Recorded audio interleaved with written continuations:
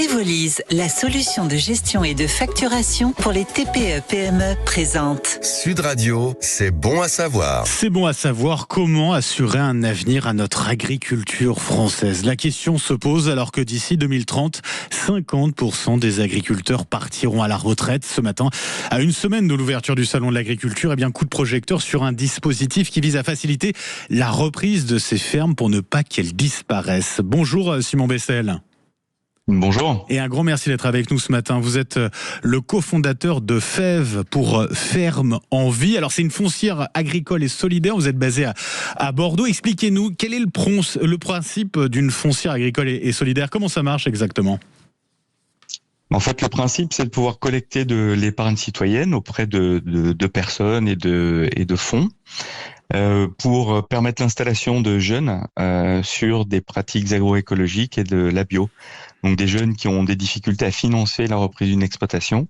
C'est Fèves qui va venir acheter cette exploitation et la mettre à disposition de ces futurs jeunes agriculteurs. Alors, on va revenir sur l'aspect bio, mais déjà, de quelle manière vous les mettez à disposition, ces exploitations de ces jeunes agriculteurs qui veulent se lancer ? En fait, comme c'est la foncière qui les achète, on les met en location pour permettre à ces jeunes en fait de ne pas avoir à rembourser par exemple un emprunt bancaire. Donc c'est beaucoup plus facile pour eux en termes d'installation.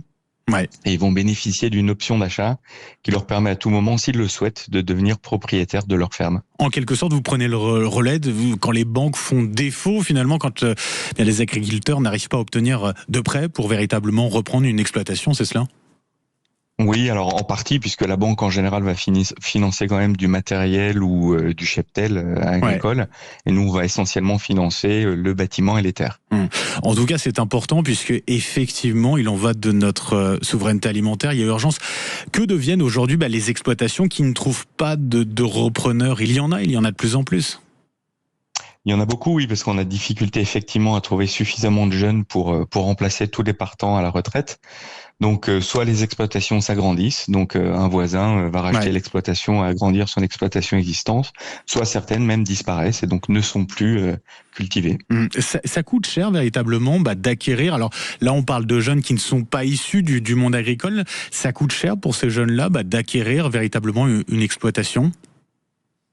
Oui, alors on va dire une exploitation de taille moyenne, et si on inclut tout, à la fois le rachat de la ferme et, comme je le disais, du matériel et autres, ça peut monter à plusieurs centaines de milliers d'euros, voire 1 million d'euros pour une exploitation moyenne. Et donc ça peut aller bien au-delà. Et vous les aidez donc là-dessus, vous les soutenez justement dans leur démarche pour reprendre une exploitation. Vous l'avez dit, il y a une sorte de contrepartie, si je puis dire, c'est que ces agriculteurs, ces jeunes agriculteurs s'engagent dans une agriculture bio, une forme de transition, en tout cas, c'est ce que vous dites, écologique, c'est ça ? Exactement, donc ils ont 5 ans pour initier cette transition, mais oui, l'objectif est quand même d'orienter l'agriculture vers des pratiques un peu plus saines et diminuer en particulier l'utilisation de produits phytosanitaires, d'engrais, pour aller vers du mieux aussi pour les consommateurs, tout simplement. Ça fait quelques années déjà que vous l'avez lancé. Vous avez déjà aidé combien d'agriculteurs justement à récupérer une exploitation ? Alors aujourd'hui, on a installé plus de 70 agriculteurs sur une cinquantaine de fermes. Donc c'est vraiment un phénomène qui prend de l'ampleur pour Fèves. Au niveau du territoire, 50 fermes qui sont situées où ? Il y a une présence en particulier sur certains territoires ? Oui, alors nous, comme effectivement, on a créé l'entreprise à Bordeaux, on est très présent sur le grand front ouest, de la Normandie à l'Occitanie et en passant par la Nouvelle-Aquitaine. Mais l'objectif, c'est vraiment de pouvoir intervenir sur l'ensemble du territoire hexagonal. Pour être très concret, je suis porteur de projet, je suis agriculteur, je veux avoir une exploitation, récupérer une exploitation grâce à Fèves. Ça se passe comment ? Il y a un site internet où on peut regarder quelles sont les différentes offres proposées justement ? Oui, tout à fait. Donc on se connecte à fèves.co. Sur lequel on peut à la fois retrouver effectivement des fermes, mais on peut aussi contacter directement les équipes de Fèves pour proposer un projet si on a déjà identifié une ferme. Et nous ensuite on va l'analyser pour voir si effectivement il rentre dans nos critères de financement. Ouais. Et donc c'est un processus qui va durer, on va dire, entre 4 mois et 1 an.